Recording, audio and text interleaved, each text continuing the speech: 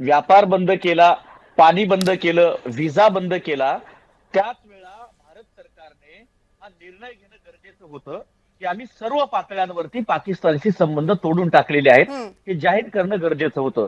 पण सरकारने तसं केलेलं नाहीये. नेहरू नेहरू नेहरू या नावानं छाती बडवणाऱ्या नरेंद्र मोदीजींनी एकदा त्यांचा इतिहास थोडासा वाचला असता तरीही त्यांना ही सद्बुद्धी सुचली असती. पण वाचन आणि बुद्धिमत्ता याच्याशी भारतीय जनता पक्षाच्या लोकांचा फारसा संबंध नसतो.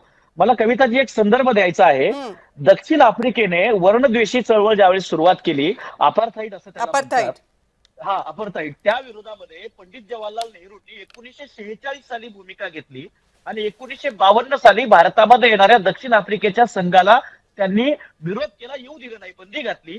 त्यानंतर जगामध्ये आयसीसी असेल, त्याचबरोबर ऑलिम्पिक असेल आणि राष्ट्रकुल या सर्व ठिकाणावरती नेहरूजी आणि तोच वारसा पुढे इंदिराजींनी चालवला आणि 1960 ते 1990 या कालावधीमध्ये जगाच्या सर्व क्रीडा प्रकारामध्ये दक्षिण आफ्रिकेवरती भारतानं बंदी घातली होती नेहरूजींच्या नेतृत्वामध्ये.